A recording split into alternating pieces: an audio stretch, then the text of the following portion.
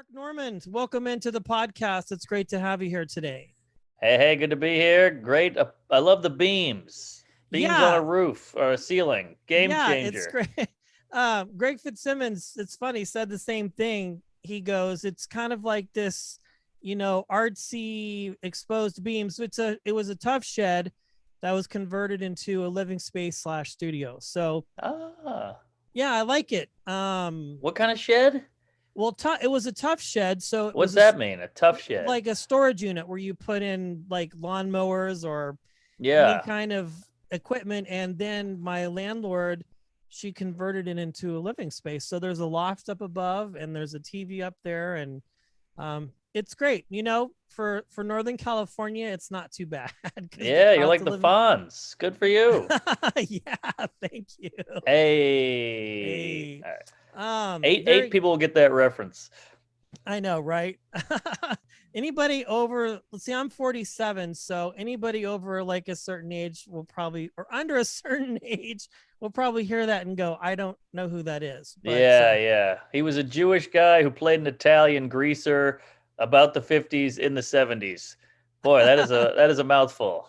it is. Well, it's funny that you mentioned that because I had Marion Ross on the show like a while Mm. ago, and she had a lot of interesting stories about him. Not to get completely sidetracked here, but yeah, she said kind of the same thing. Like when he started out on that show, it wasn't well received at first because of Mm. those things that you just said. So Yeah.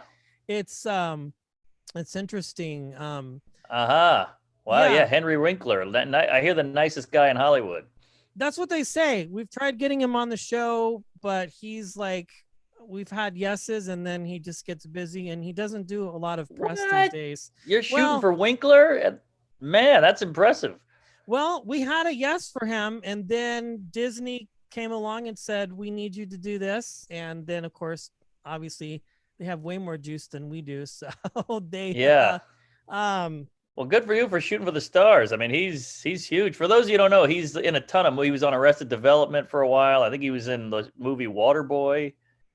Scream. He was in one of the Scream movies, just Oh, a was little bit. He he? played the principal. Yeah. Ah, look at that. Well, I have to tell you, like, that's one of the things about this show is that I mean, we like to get the best people. We have you clearly and other people, and why not? I mean, the worst that anybody could say would be a no. So there's no heart in asking, right? Yeah, but Um, a no can be tough. I mean, that's our N word. yeah, that is, yes. I've heard I've heard no plenty of times, trust me. Sorry, I was a little Same. slow on the uptake there, but it's interesting because like it's surprising though when you ask for people, you just never know what the answer is going to be, especially Sure. when you start going for bigger names, Oh yeah. um but yeah, I mean it's what I think kind of adds to the adrenaline rush of doing this type of thing is just asking for people and getting to talk to cool folks. Oh Um, yeah. so I want to start out with the idea. I mean, you've been doing comedy since, and please correct me if I'm wrong, 2006, right? Is when you Nay, roughly got nailed your it. rough start. So what were you doing before that, and what was it that kind of interested you in being a stand-up or a comedian? Oh, I got to tell you, I was not doing much. I was doing a lot of boozing, a lot of partying, a lot of wasting time, a lot of, that pondering when you're kind of 21, 22, like, should I be a UPS guy? Maybe I could be an ad man. I'd be pretty good at ads, like got milk and stuff. And then you're sitting around going, maybe I'll be a waiter, like a really nice restaurant. I'll make that my career and I'll have plenty of time to travel. You have all these retarded thoughts. And I tried comedy just because I always loved it, and it just clicked. So I was a mess. I mean, I got failed out of 3 colleges. I lived in a house with 5 guys, beer pong, poker, hot tub, the whole thing. So, yeah, thank God for comedy. I think that's a big reason why I go so hard at it, is because I appreciate that it pulled me out of this rut. Yeah, and I have to say, like the average lifespan of somebody starting to really kind of being on their own 2 feet, it can be a long span of years, but you seem to have gotten there quite quickly. And I think that's because of your work ethic, from my perspective. Oh, thanks. I mean, hey, we're talking 15 years ish. So It wasn't overnight there, sloppy jalopy, but we got here. Yeah, I would say so. So at what point did you kind of realize that this was something that you were going to be doing for a very long time, where you kind of realized, okay, I can quit the day job and stop chasing all of these other things and really just focus on comedy? Well, almost like a sad single virgin. A virgin will just meet a woman and fall in love and be like, this is the one. I'll never meet another woman again. She's willing to have sex with me.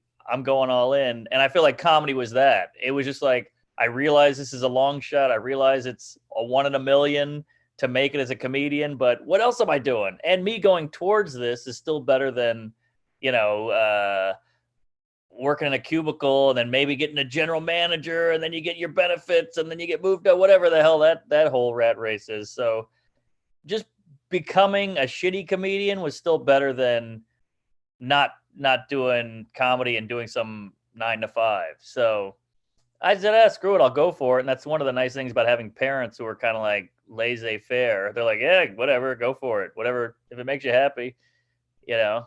And so I moved to New York and just hit it hard. Yeah, and I understand. Is New York a little bit easier? Well, I don't want to use the term easy because what you do is not easy, but as far as starting out, would you have rather started out there versus like LA and tried to go that route as far as like the Comedy Store and that whole path that some other comedians take? Like, is it a bigger pool there to be able to perform, more places to go to do the open mics? Because I see a lot of these younger comics who are doing like 8 or 9 sets like in a night. It's crazy. I didn't even realize. I knew there were a lot of places there, but I didn't realize there were that many places where you could go literally and do five Yeah. minutes, 10 minutes. Yeah, no, New York was I went to film school years before that because I Okay. was like, maybe I'll be a filmmaker, maybe I'll be Woody Allen. And aside from the Asian girls, I felt like, this isn't for me.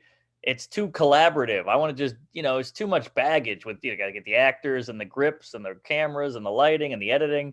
So that wasn't it for me, but I just still love New York. I love the subway. I love the grit. I love the weather. I love the buildings, the history. So I knew LA. LA to me is just silly. Like, I don't live there, so I don't want to shit on it too much because I know that's cliche. But I don't know. It's beaches and sunshine and weed, and who's getting anything done in LA? It's volleyball in a swimsuit Yeah, and a that's convertible and a palm tree. So New York feels more like a city to me. LA feels like an sure. escape. Which, and look, I'm a lazy queef. If I'm on a treadmill and it's not on, I won't use it. And I feel like New York is a treadmill that's on. So you gotta run. And I need that in my life because I'm such a douche. So I think I think you gotta go to New York. And it's just you always should live in New York once.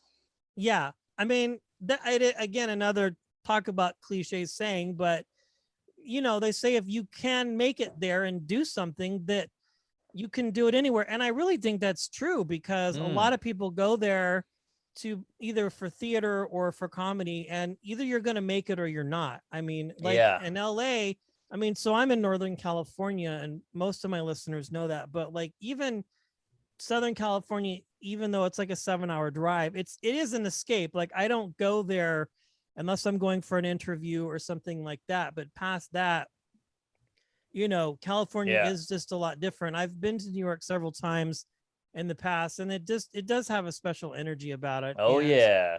especially your clubs there, like the Cellar or any of those places where people like yourself hang out and do your work. It's just different. You know what I'm saying? Yeah. Like it doesn't. It's just got a different vibe. I guess you have to I be there agree. to understand it. Yeah, I mean, I love San Francisco and all that. LA, it's great, but yeah, it just feels too relaxed. It's like slipping into a hot tub, and the more I slip in, the more I just want to go, screw it. I'll be a mailman, I'll do opiates all day. But New York is like got that grind, and my friend put it well. He said living in New York is like living your life on the hardest difficulty level of a video game. And yeah, it's harder and it's more painful and you fail more, but when you beat it, it feels better. I would say, and please let me know your thought. It probably has made you even a better comedian Oh because yeah, of because of the course. fact that you have to really fight. Like it's not just something that can be handed to you. Yeah, perhaps yeah, maybe and the like somewhere else. competition. Yeah, it's crazy. I mean, your business of comedy is competitive anyway, but especially in New York, because that's where all of the greats, I think, are from, most of them. Yes, agreed, agreed. I mean, even probably some of the best are from Boston and Chicago, but they had to go through New York. Yeah, yeah. And I mean, getting started in the 2000s was a good time because the comedy, not the comedy boom, but it was just kind of like catching on again and becoming more and more popular. A lot Yeah. of people were going to LA because that's where they felt like the spot was to go, like they did before in the 80s. And Yep. then it's like, well, what about New York or even Boston, where people get started there? But I think the key is just get started in your local city first, right? Would probably Yes. be the best advice. Well, LA has exposure. Like the industry is there, Hollywood is there, film is there, TV is there. But I don't know if they have the grind. And then Yeah. Boston has the grind, but they don't have the exposure. And I think New York is the perfect meeting of both. You still have TV and movies, but you also have 11 or 12 comedy clubs, bar shows, theaters, all this other stuff. So I don't know. New York was a easy guess. I knew that was the one immediately. LA, you go to be a celebrity. I feel like New York, you earn the celebrity. Right. Yeah, All right. that's There, no, we got no, it out. no. It's true. I um, worry we're boring people. no, not at all. People, my audience loves this. It's super fascinating because you're in a world that like most people aren't exposed to. Like, and if it wasn't Mm. for the venue of a podcast, we probably wouldn't be having this conversation. But yeah, I would agree. Like, yeah, LA has got the exposure. It was interesting. I had Sean Patton on recently, and he said something Oh, I very love that similar. guy. Yeah, he said a lot of very nice things about you. Um, I and got to in stop fact, trashing like him you then. kind of encouraged his career a little bit. I think he was sharing a story about What? a joke that he was telling, and he felt like it had bombed, and you guys were hanging out at a table at the Comedy Cellar, and you asked him, why didn't you do this joke about XYZ? And he's like, well, it sucks. And you're like, no, it doesn't suck. It's great. Just because you're not getting laughs doesn't mean it's not a good joke. Yeah, And that's true. he said something like, you can go to LA and go to all these places, but that's where all of the, whether it's television people or promoters or whatever. So if you go there and you suck the first time, that's how people are going to remember you. And then it's like, Mm. well, now you're trying to get these deals and do all this stuff, and it Yep. doesn't work well for you because they have this idea of you that they can't really erase. But if you're in New York and you're going to, the Village to perform or wherever in the hugest city in the world, you can go places and really just kind of grind it out. And it, although it may not necessarily matter in the short term, at least you're perfecting your craft. Here, here. There you go. I agree. And if you really care about the craft, as pretentious as that sounds, you want to get as good as you can at it. And hopefully you get famous because you're so good at it, not because you're in the right place at the right time or have the right look or whatever the hell. Yeah, and I think your style is very unique in the sense of how you it's point of view, but also there's a lot of comparison and things like that. Yeah, yeah. And even in this conversation, I'm picking that up, which I think it's kind of Oh. adds difference. It kind of separates you from the rest of the pack as far as like the typical, get up there, premise, get a few laughs, punchline, Oh, tag, and hey, then I'll take it.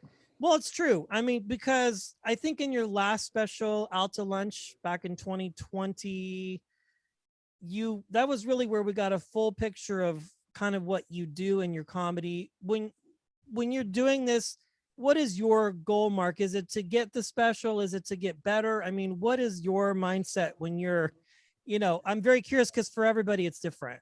Yeah, I think for every comic, it is different. For me, it's this deep need to be understood. I feel like no one got me for the first 25 years of my life. And that's why I do so many comparisons, because it's a great way to show people what you mean. Right. If you tell them, they go, oh, yeah, yeah. But if you go, it's like this or this to get whatever a comparison is, they go, oh, I see. And I feel like that's a big reason why I do it, because I don't know if people are getting exactly what I'm trying to say, but comparison is a great way, or an analogy. Right. But Yeah, I think the goal is, look, life is meaningless. We're all going to die one day. There is no God. We're going to be worm food. The key to life is the journey, all that shit. I sound like I'm in an AA meeting, but it's pushing that boulder up a hill, Sisyphus or syphilis, whichever one I have. It's just pushing that boulder up a hill. And then once you get it up there, then you know how a lot of these old guys, they stop working and then just croak? Right. You got to have a purpose. You got to have a meaning. So I think building a new hour for a comedian is that meaning, that, and then you want the second hour to be better than the first and the third to be better than the second. So it's just about building and getting new stuff and creating things that aren't there. It's pretty great. I think that's why Um, people have kids. yeah. Well, I mean, I have just one, but yeah, I mean, I get that. It's a very funny There's a comparison. purpose. Now you can't die. You got to take care of the kid. You got to raise the kid, Yeah, feed I the mean, kid. and I got a late start. He's just turned 7 this past weekend, so for Ooh. me, yeah, I mean, it motivates me because, after my marriage ended, like if I didn't have a kid, I wouldn't still be in California. I would have moved back to home. So Home is where? New Mexico, Albuquerque, New Mexico. Yeah. Ooh. Yeah. So it just that it's the thing that motivates you, right? And keeps you going. Yeah. Now, a lot of times the path is like you start doing open mics and then you get to, maybe you get picked up by somebody else and you travel and you open for them. You do the clubs and then the theaters. What was Right. your path in particular? Because I was doing a lot of research about you, but obviously a lot of that information isn't out there. Did you kind of have an idea of like, this is where I want to go and this is where I want to end up, or you just worked hard and it just came for you? That's a good question there. I think Brett. Yes. Yes. Woo. I took a shot there. All right. That's I okay. think the goal, but that's just showbiz in a nutshell. It never goes the way you think. It's always this different path. Like Gaffigan always has a story. He's like, I'm going to be the next Attell, and Geraldo is going to be the next Regan, and they completely flipped. Gaffigan went clean, and Geraldo went filthy and drugs and Yeah. booze and all that. So you can never predict where it's going to go, where it's going to take you. I mean, how many people tried stand up and then they did one TikTok and that blew up. So now they don't even do stand up anymore. They're just going, you just got to keep going towards where the air is. So I think for me it was, hey, I'll do some late nights, I'll get discovered, maybe I'll have a sitcom, then I'll put out stand up, I'll be Seinfeld, I'll be Ray Romano, that whole thing. And then you realize no one cares about you. You're old news. You're not going to get a sitcom. Those days are over. So it was just like, screw it. The only thing I'm good at is stand up. I'm just going to go all the way in on that. Maybe I'll start a podcast. Now I'll start another podcast. And then you just kind of got to keep going, and whatever's working, just keep doing that. But also keep it in line with with your integrity. Don't just do something. Don't go do Just to do America's it. Got Talent or Dancing with the Stars or Naked and Afraid because you're trying to get a click. You got to also stay in line with what you believe in. So That's a yeah. very oh wow. I love that. I think you're one of the first celebrities, comedians that I've ever Well, like celebrity. Jeez. heard. Come Well, on. I know I'm you no don't like Henry that term. Winkler. Okay. Like the first person that I've had, maybe a couple who've actually said that, like, you can't just like because it just do anything just to do it, like maybe go on AGT. Or I know you were sort of involved with Last Comic Standing in the early days, um, Yeah. a little Hated bit, it. um, and that sort of thing. I think maybe, and let me know your thoughts. Like when you do go do something like that, like AGT, Yeah. obviously it almost kind of gives that person perhaps maybe a leg up, but also Sure. maybe they lose out a little bit on some of the other things. Jerry Seinfeld said, yeah, you've made it to showbiz. No, you've made it that night.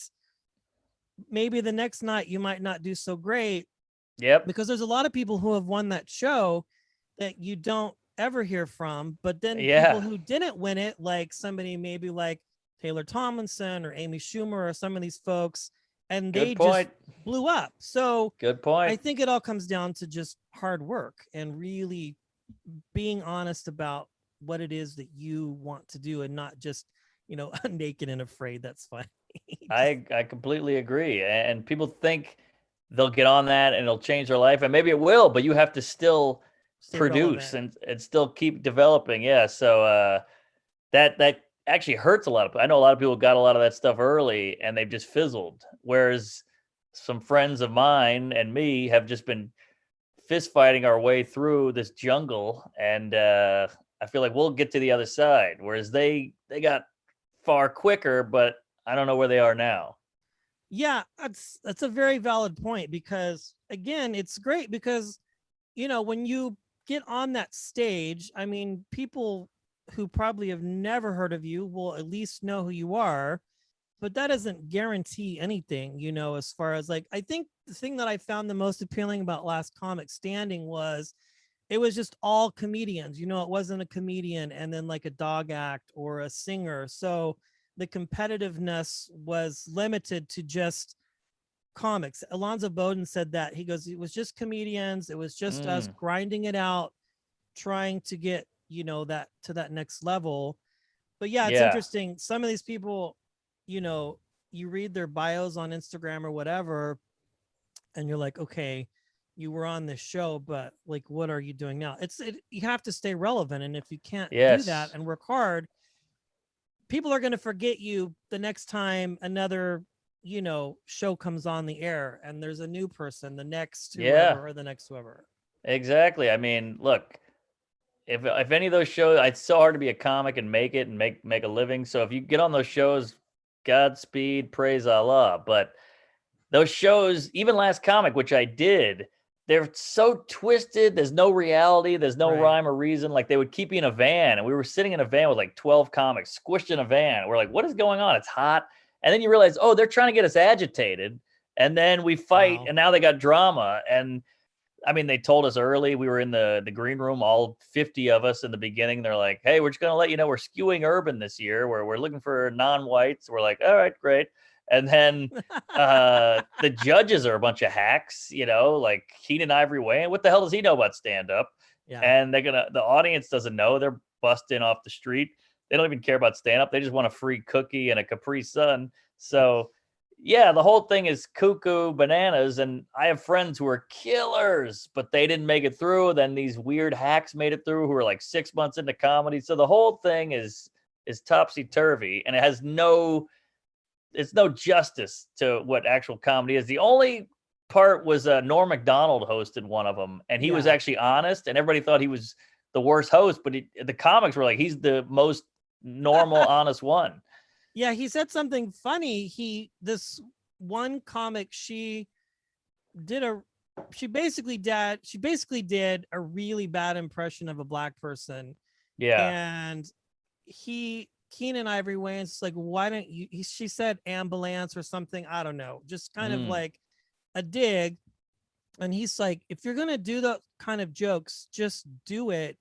Don't like hide it, because that doesn't make it any Mm. funnier. And then Norm Macdonald was like, well, I think you're funny, but you would be funnier if you had other people writing for you, like if you were on a sitcom or something Right. like that. So maybe Right. you should just pursue television and not do stand up. And she was arguing with him. And he's like, no, Ah, really, you're not funny like this. You need to just be, you need to have somebody writing for you. that's And it's great. interesting, like Howie Mandel, he even would say, like, he does stand up, but he has people write for him. Like, he doesn't write his own Yeah, of material. course. A lot of people And do. he realizes that, but obviously he makes it his own, because the writing process is very challenging, and it doesn't, you've got it. There's so many things that go into it, but very interesting point about that, because you Well, were on what, season 1 or season 2? I It was like the think two very or beginning. three. That was like Yeah, the yeah. season, I think, like Josh Blue, or I don't know. So it was Oh, very, yeah. very early on, back when um I can't think of his name offhand. Um the John actor Heffron, no, was, yeah, Eliza Jay Moore, back Schlesinger, when Jay Moore was Jay like, so Moore. was very involved, because I think he was one of the people who kind of got that whole thing going. But that's Uh another tough thing about stand-up is Yeah. there's so many whack jobs who do this gig because they're like, oh, I can just speak into a microphone and people have to quietly listen. Sign me No. up. But they're all narcissists and lunatics and crazy people. I mean, like hobos will sign up for open mic just because they're like, ah, fuck it. So Free drinks. yeah, so like these guys, a lot of them aren't getting laughs, but they still think they're amazing. So they'll blame all these other factors on why they haven't Wow. made it. Like it's because I'm this, it's because I'm that. No one likes me. I'm funnier than everybody in the room, so they don't book me. I'm like, you're unfunny. You're not talented. You're horrible. You never work at it. You never get up. You have no awareness. You bomb constantly, Yeah. and you still think you're great. And that's why when Norm would say something like that, that person, whoever you were describing, is probably a horrible comic, but they'll never know it because you can't just go up and tell somebody that. It's like telling somebody, like, hey, you're ugly, you know? So, like, Right. he's basically saying that, and we're all like jerking off in the corner going, oh my God, I wanted to say that. But he's the judge, and that's what he's supposed to. He's like the Simon Cowell, I guess. And Yeah. people And can't take it. Instead of going, maybe I'm not, they just go, ah, you're mean. Like, no, yeah. but maybe you're not. Yeah, it's interesting. It just brings to light other thoughts about that because it's like you're not funny, and I And couldn't that's do okay. I couldn't do what you do just because of the fact that like there's just so much that goes into it, and it's like you have to be able to handle the bombing, and you have to be okay with not getting laughs, and you have to be Yes. okay with the very high level of criticism when you are doing the clubs and performing, or maybe you have an opener or a middler. Do they ever come to you and ask you for any kind of advice, or do you ever kind of help them out, or are you just kind of like you there, you do your thing, and just kind of move along and focus on what you're doing? You talking about newer Newer comics? comics, yeah. Let's say you're Yeah, performing at a club this weekend here in San Francisco, and you've got a sure. middler that's local and an opener, and they're Yep, all yep, from the Bay Area. Obviously, you have vetted them, the club's vetted them. Do they yep. ever come to you for advice? Yeah, I guess I've gotten a lot of like, you want to get coffee and can you watch my tape and tell me what you Okay. think and can I pick your brain? A lot of that stuff, which I got to tell you, it's all a waste of time. You should be writing in that time you're messaging me. You should be sitting down writing a joke or working on a joke or trying to get on an open mic. What the Right. hell am I going to tell you? Anything I'm going to tell you is going to annoy you. Sure. So it's pointless. You're like, Okay. oh, how do I get an agent? I did this thing at Gotham Comedy Club. They had me sit in on stage on a panel, and they Oh had a boy. full crowd of like finance guys and single moms and all these people. And they're like, one by one, I just shot down dream after dream. It was like, hey, I have 2 dogs, so I can't really get out at night, but I know I have to get on stage. What's the best way to start making money quick? I'm like, you're already Nothing. out. Yeah, you're done. This is not for you. You lost me at I have 2 dogs. Yeah, exactly. And so Wow. that's it in a nutshell. If you want to do it, you'll do it. If you really care about it, you'll find a way to do it. It's like getting laid. If you want to get laid, you'll figure something out. You'll get on a dating app, you'll go to bars, whatever. But you're not going to go, well, I got I kids wish at I could get home. laid. Yeah, yeah. I don't really like going out, so I guess I'll never get laid. It's like, no, you got to make it work. So yeah, if you want to do comedy, you'll do it. And yeah, there's obstacles for every single person. Everybody who's made it had obstacles. We missed weddings and funerals and birthdays, holidays, family shit, but hey, comedy is important to us, and You're not apparently going to it's not get that good at important some to them. Yeah, you're not going to get good at something by not doing it. Like I Yeah, get hit up all the time on instant messages and whatever because people want to know, well, how did you get Mark on your show, or how did you do this and how did you do that? And the answer is the same every time. It's like hard work. I've been doing this for over 3 years. yeah, I didn't just go after these people instantly because I thought I could get them on. It's like I've built trust, I've made the mistakes. There was another celebrity that said the same thing, or another actor. He's like, I get instant messaged all the time. How do I go prepare for this audition? Or how do I get an agent? Or how do I do this? And he's like, I have nothing to offer you other than to just tell you to work hard, because if you don't yeah. do that, and he's been in this business for 35, 40 years, and he's still going out on auditions and has to sing for his supper. It's kind of like, have you ever seen Entourage? It's kind of a Sure. stylized, the Johnny drama trying Yeah, to yeah, like do this stuff. It was Fred Stoller, like the get off the phone guy from Dumb and yeah. Dumber. And I he's know just him. kind of like, you know, I missed the comedy boom, but I still kept going and he still works hard. But it's Yeah, like, just do it. Like, just how do I do it. start out as an actress? I can't tell you that. I have no idea because the way I did it is not the way that it's going to work for you. I mean, it's just Totally, totally. impossible for it to work that way. Yeah, yeah. Just go out and do it and get better at it. Keep getting better. It's like going to the gym. Yeah, you want to just go once, but it only has results after many, many, many reps. Yes. Yeah, you're not going to lose 20 pounds by thinking about it.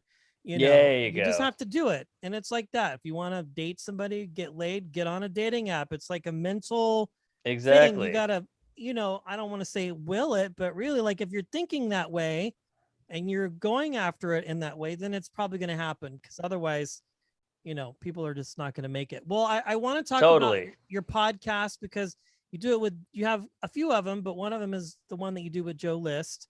Oh Um, yeah. and I had his wife on last year. Ah, Sarah was I love great. And Sarah. she shared a lot of the same kind of similar stories. In fact, she was on Last Comic and she's like, that, like, literally almost ruined my career Oh because, really? yeah, she said it was because she was still battling with alcoholism at the time and just a lot of issues. And Yeah. like, she would never come to tapings, intoxicated or whatever, but she was like, that's all I could think about. And it just like literally almost killed her. Um, and now this is where she's really starting to experience the success. Uh, Yeah. but super awesome comedian. She's Joe She's List's great. wife. Let's talk about your podcast and Tuesdays with Stories, which is, I love the play on words. Hey, yeah, it's a crazy pod.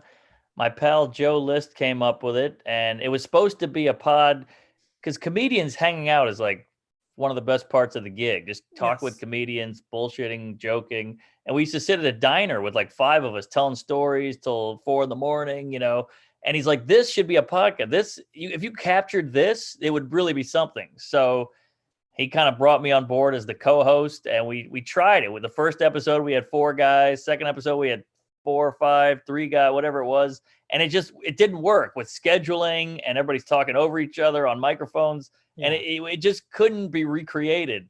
So eventually we couldn't schedule everybody, so it would just be me and him, and then be me and him again, and then me and him again, and You're like, then hey. yeah, it just worked out, and we built the rapport and we built the language. And after doing it so many times, you start to gel almost like a jazz band, like a drum kit and a guitar. Just kind of, we figured out our rhythm, and then we'd have guests on after that, and people would go, the rhythm's off, you're ruining the whole banter, go back to just you two. So now we never have a guest, I and love we've it. we've made our own phrases and queefs and topsy turvies and what's the clinker and bag of hammers, all this stuff. So yeah, it's just turned into this whole thing, and we've been doing it 8 years, and we're finally getting some steam off of it. So it's cooking, and it's Yeah. fun to do. Yeah. Joe's hilarious. And that's the thing. You just said it right there. 8 years you've been doing it. Yeah, And you even yeah, self-admittedly said, we're just now starting to get, it's like you can't get into this and expect to be the next Joe Rogan or Adam Carolla because it's just not going to happen. Like, as yeah. amazingly talented as those guys are, I mean, Joe has a 30 plus year career long Yes, before yes. he even started podcasting. And he even said in an episode, he's like, for the first 100 episodes, it's like people didn't realize, just because I was doing comedy and I had a TV show, like it wasn't an instant thing of like people just wanting to like, you know, oh, let's listen to the Joe Rogan experience. It was like him in a tiny little room with some little Yep, microphones. yep, He didn't have this crazy studio and yep. people flying out to Texas to come, like you just did recently, to come be on his show. It's like, let's slow down a little bit. So, one last question here, my friend. If there was anything looking back on your career all the things that you've accomplished, and we've talked about a lot of things, but would you have done anything differently? It's kind of existential, but or would you have just kept everything the same and it worked out the way that it was Mm, supposed to? that's a great boy. You got great questions, Brett. I'm impressed. Thank you. That's a great question. Yeah, yeah. Uh, would I've done anything differently? I don't know. I mean, I did a lot of stuff. Maybe I would have started a podcast earlier Sure. because I was dumb. I didn't realize that was going to be the next thing. Like these Right. I don't think podcasts are anybody huge. did. Yeah. Yeah. So I didn't catch that, but no, I mean, I think I went down a route I wanted to go out. Anything I would probably drink less. I would probably do less drugs. Uh, that's a great question. I might have. Colin Quinn always said he wished, because he's had so many drunk nights and all these crazy stories. He wished Sure. he had written them all down when they were fresh, and now he would have all this material. And I totally get that. Like I wish I had filmed more of my life before. Now I got a video guy everywhere. I'm shooting everything and I'm Right. making a ton of content. And I kind of wish I had done that early. Now I'd have all this footage of stuff from the early days, the grinding, the running around in the trenches, bombing, getting blackout drunk to deal with the sadness, being poor. It'd be great to have footage of that. So I wish I had some of that footage around. But also I did a special for Comedy Central. I did an hour special, and I wasn't crazy about the venue I chose, and that's a whole nother thing. But there's always going to be regrets, but you only learn by fucking up. So Love sometimes it. it's good to fuck up. Yeah, I think that's the best advice on anything, especially people listening who want to do creative things or maybe be a comedian or whatever. You just have to keep going. But you know what? I mean, the future is bright. You've already done so many things, and that's great. You're documenting it all, and it's exciting to see what is next. I know you've got all the podcasting, you're touring again. Oh yeah. Life is back to normal. I did want to ask, did you do any of the Zoom stuff or drive-in shows like your Oh yeah, I did a Amaran? lot of that. Okay. I hated every minute of it. The Zoom, I actually said I'm not doing it unless they paid me some ridiculous amount of money. But it Yeah, was just most people it said that.